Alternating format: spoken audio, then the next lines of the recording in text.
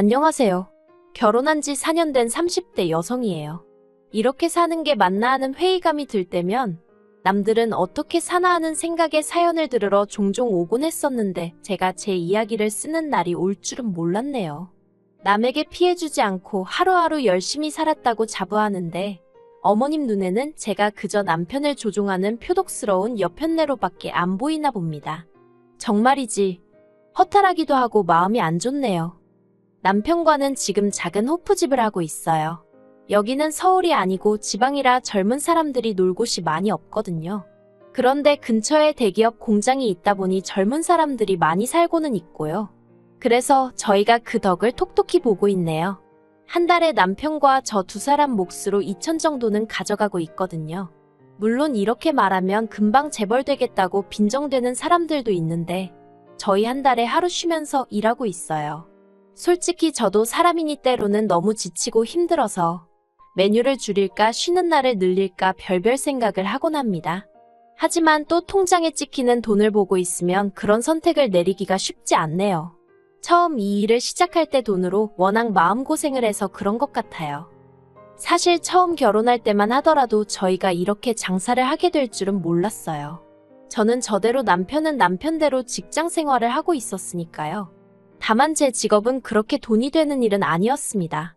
작은 출판사에서 그림작가로 일하고 있었는데 월급은 200 남짓이었고 그나마 외주 의뢰가 들어오면 4, 50 정도 더 버는 수준이었거든요. 반면에 남편은 3교대 생산직으로 월에 400 정도는 벌고 있었어요. 그래서 결혼할 때도 남편은 모아둔 돈이 1억 정도로 저희 2배 가까이 되더라고요. 하지만 결혼하고 얼마 지나지 않았을 때였습니다. 남편이 다니던 공장이 대대적으로 부서 개편을 했는데 그 과정에서 몇몇의 사내 조직이 문제가 되었던 모양이에요. 그리고 남편은 그 조직들 중 한 곳에 억울하게도 같이 일하는 팀장의 강요로 이름만 올리고 있었다는데 그게 화근이 되어 하루아침에 직장을 잃게 되었습니다. 결혼 당시 서로가 모아두었던 돈은 전부 다 집을 사는데 끌었었기 때문에 당장 다음 달부터 어떻게 먹고 살아야 할지 암담했어요. 그나마 결혼 생활을 하면서 다달이 제가 모아둔 돈이 있긴 했지만 언제까지 버틸 수 있을지 알 수 없었으니까요.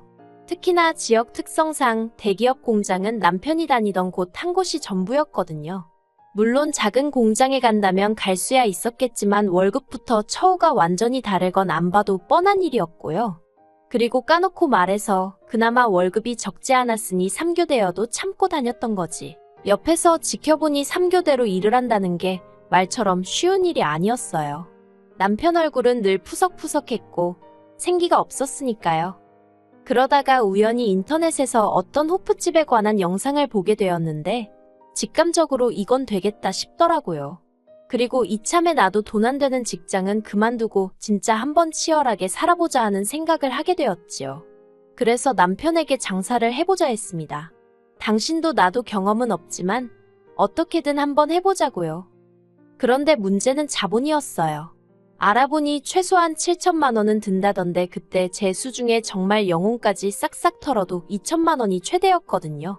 사는 집을 담보로 대출을 받을래도 이미 받은 대출이 있어서 상황이 여의치가 않았고요.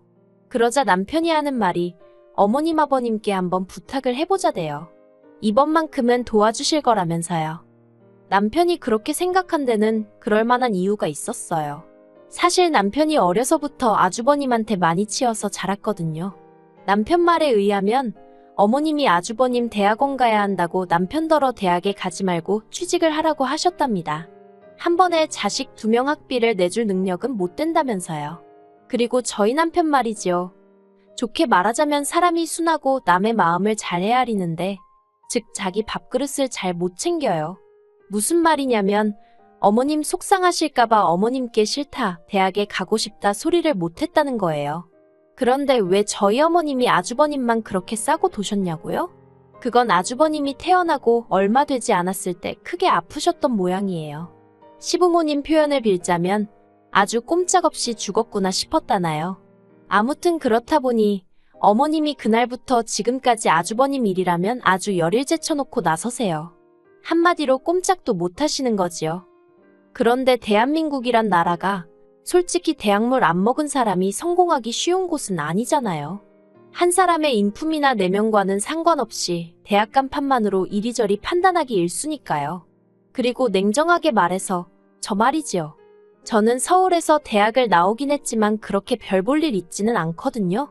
그런데도 사람들이 제가 졸업한 대학 이름만 듣고도 대단하다며 치켜 세워주는 일이 자주 있었습니다. 그리고 그럴 때면 정말이지 부끄럽기도 하고 몸둘바를 몰라 했어요. 하지만 남편은 대학 간판이 없다 보니 구구절절 자기가 무슨 일을 하고 얼마를 벌고 설명을 해야 하는 일이 잦았고 그럼에도 불구하고 무시를 당하는 일이 종종 있었다네요. 그래서 그 일로 어머님한테 서운한 마음을 갖게 된 거고요. 아무튼 남편은 그동안 이래저래 매번 양보만 하고 살았으니 이번만큼은 자기가 한 번만 도와달라고 해보겠다대요. 처음 부탁하는 건데 설마 모른 척 하시겠냐면서요. 하지만 저는 별로 기대는 하지 않았어요. 저희 결혼할 때도 10,000원 한 장 안 보태주셨으면서 천명절에 제사비로 100만 원을 내놓으라 하셨던 분들이셨으니까요. 그리고 며칠 뒤 시댁에 갔던 남편이 아니나 다를까 아주 죽상을 하고 집에 돌아왔습니다. 어머님이 정말 1초도 걸리지 않고 그냥 무조건 안 된다고 하셨대요. 돈 없다면서 장사는 뭐 개나 소나 하냐고 그러셨다나요. 어머님 말씀이 아예 틀렸다고는 생각하지 않아요. 하지만 남편이나 저나 마음이 상했던 건 아무나 못하는 장사를 아주버님은 몇 번이고 했었다는 거지요. 그것도 어머님 아버님 돈으로요. 나중에서야 알게 된 일이지만 제가 남편과 결혼할 때만 하더라도 시부모님 두 분이 사시던 집은 어머님 명의로 된 자가였거든요. 그런데 언젠가 이사를 하시길래 집을 왜 줄여가시지 했더니 글쎄 아파트를 팔아서 아주버님 사업자금을 2번이나 대주셨더라니까요. 결국 저희는 친정부모님께 손을 벌렸습니다. 솔직히 친정부모님도 작은 가게를 운영하고 계시긴 했지만 노후가 완벽히 준비되었다곤 볼 수 없는 상황이었어요. 그런데 친정부모님이 선뜻 5천만 원을 빌려주시대요. 그게 가게를 담보로 했었다는 건 한참 후에서야 알게 되었고요. 이후로 저희는 정말 불철주야 열심히 살았습니다. 자기 사업하면서 고생 안 하는 사람은 없을 테니 그걸로 어디 자랑하자는 건 아니지만요. 남편은 새벽 2시까지 가게를 지켰고 새벽 5시에 다시 장을 보러 나가는 일상을 반복했어요. 저는 저대로 집안일을 오롯이 떠안게 되면서 오전 내내 집 청소에 빨래에 밀린 살림을 하고 점심부터는 남편과 함께 가게를 지켰습니다. 그러니 돈이 안 벌릴 수가 없었고 쓸 시간이 없었기에 자연스레 모이는 상황이었지요. 하루는 제가 목욕을 하다 제 배를 봤는데 똥배는 온데간데 없고 소위 가죽만 남아있더라니까요. 남편 얼굴도 들여다보니 남편도 남편대로 정말 얼굴이 반쪽이 됐더군요.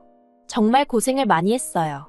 그리고 지난해 저희는 친정부모님께 빌린 돈도 갚았을 뿐만 아니라 가게도 확장을 하게 되었습니다. 어머님도 어떻게 아셨는지 연락을 해오셨는데 알고 보니 남편이 어머님께 보란듯이 자랑하고 인정을 받고 싶었는지 먼저 연락을 한 모양이더라고요. 그리고 그때부터 어머님의 태도가 눈에 띄게 달라지대요. 처음에 저희가 장사를 시작했을 때만 하더라도 어디 얼마나 버티나 두고 보잔 식으로 콧방귀를 뀌시던 분이셨는데 언젠가부터 일주일에 서너 번은 먼저 전화를 걸어 남편 건강을 잘 챙겨주라는 등의 잔소리를 하지 않으시나 가게 매상은 왜 또 그리 궁금해하시는지. 솔직히 저도 한두 살 어린애도 아닌데 어머님의 속내를 아예 몰랐겠어요? 순수한 마음으로 그러시는 게 아니라는 생각에 거리를 둘 수밖에 없었습니다. 그리고 그런 와중에 지난 달이었어요.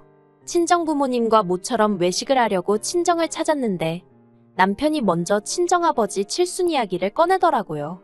당연히 저도 기억은 하고 있었고 어떻게 챙겨드려야 하나 그런 생각도 하고 있긴 했지만 솔직히 남편에게 어떻게 말문을 열어야 할지 살짝 고민을 하고 있었거든요.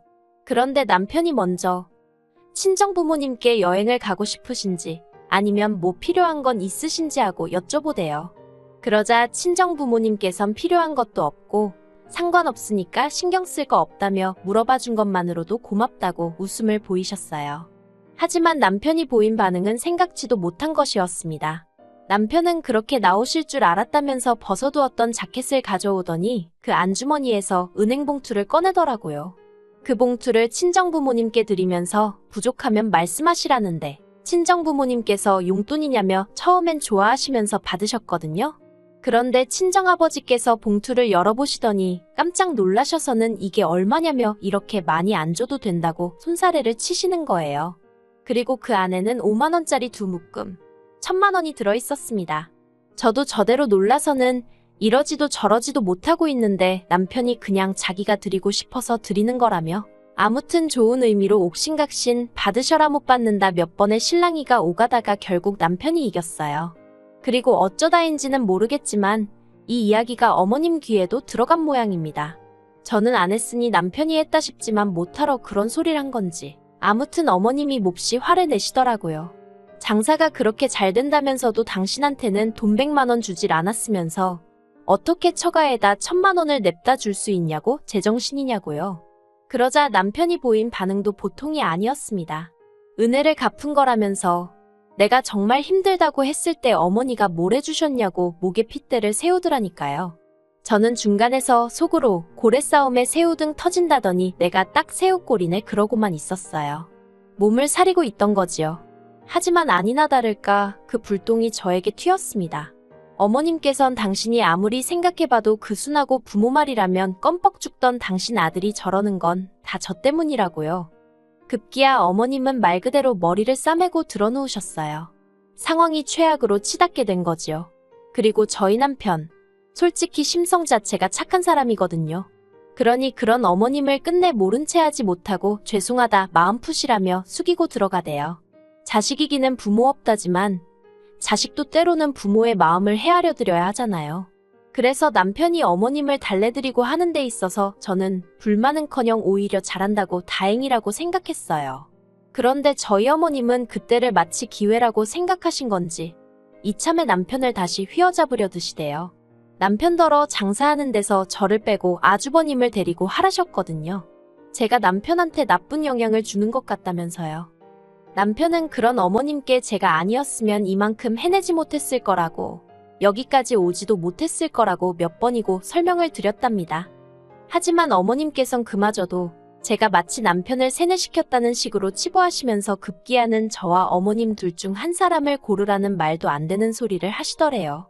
남편이 그런 게 어딨냐고 말도 안 되는 소리 좀 하지 마시라고 했는데도 계속해서 한 사람만 고르라고 강요를 하셨다나요. 그래서 남편도 결국엔 그러면 자기를 믿고 시집온 저를 골라야 하지 않겠냐고 그랬고요.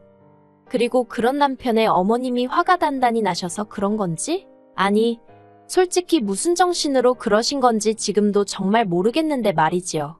글쎄, 저희 친정에 연락을 하셨더라니까요. 어머님이 저희 친정어머니더러 사위가 못 빠지게 일해서 번 돈인데 그렇게 홀랑 가져갈 수 있냐면서 양심도 없다고 당장 당신 계좌로 돈을 돌려보내라 하셨답니다. 당신이 저희한테 돌려주시겠다면서요. 정말이지. 저희 친정어머니가 상황 설명을 하시는데 목소리가 덜덜덜덜 떨리는 게 전화기 너머로 생생하게 느껴지대요. 친정부모님께는 어머님 말씀은 무시하시라 했지만 속에서 부글부글 화가 끓어올라서 미치겠더라고요. 그 길로 남편에게 어머님이 보이신 언행을 전했고 남편은 미안해서 어쩔 줄 몰라 했습니다. 자기도 자기 어머니가 경우가 없으신 건 알고는 있었지만 그 정도일 줄은 몰랐다면서요. 그리고는 바로 저희 친정을 찾아서는 죄송하다고 몇 번이고 머리를 숙이는데 저희 친정부모님이 괜찮다 하셨지만 솔직히 남편에게도 친정부모님에게도 무척 불편한 상황이었지요. 저는 저대로 친정부모님 마음 상하셨을 걸 생각하니 남편 잘못이 아닌데도 남편이 꼴도 보기 싫었고요. 며칠 뒤 저희 부부는 시댁으로 향했습니다. 어머님께 저희 친정부모님께 경우 없이 행동하신 거에 대해서 사과해달라고 정중히 부탁드렸어요. 저희 친정부모님 마음도 상하셨고 사위로서 어머님 아들 체면도 살려주셔야 할 거 아니냐고요. 그런데 저희 어머님이 보이신 반응은 가관이었습니다. 마누라한테 눈 돌아간 자식 체면을 당신이 왜 챙겨줘야 하냐면서 그렇게는 못하신다 하셨거든요. 그러자 남편이 정말 이대로 영 끊어도 좋다는 거냐며 목소리를 높였고 어머님은 어머님대로 영 끊으려면 끊으라고 당신은 아쉬울 것 없다는 막말을 퍼부으시대요. 그렇게 어머님과 남편 사이는 틀어질 대로 틀어져 버렸습니다. 저나 남편은 그저 가게가 안정되고 먹고 살만해지면 양가 부모님 잘 챙겨드리면서 살고 싶은 마음뿐이었는데 어쩌다 일이 이 지경이 된 건지 모르겠어요. 하지만 남편은 남편대로 그간 아주버님에게 치여서 자란 것도 억울한데 자기가 제일 힘들 때 어머님이 자기를 모른 채 한 게 그렇게 잊혀지지가 않는다고 하더라고요. 솔직히 남편 마음에 진 응어리를 제가 감히 어떻게 풀어라 마라 할 수 있겠어요? 그저 하루빨리 어머님이 먼저 남편에게 손 내밀어 주시길 바랄 뿐입니다. 아, 그리고 친정부모님은 결국 그 1,000만 원을 돌려주셨어요. 어떻게 돌려줄지 고민 중에 이런 일이 생겼다며 무척 씁쓸해하시대요. 그래서 지금 남편과 어떻게 더 큰 선물을 해드릴지 이야기 중이에요. 솔직히 친정에 잘해주는 남편을 보고 있으면 고맙기도 하고 한편으론 시부모님 생각에 마음이 무겁기도 하고 제 입장에선 참으로 복잡할 뿐입니다. 그래도 제가 함부로 나설 자리는 아닌 것 같아서 조용히 있으려고요.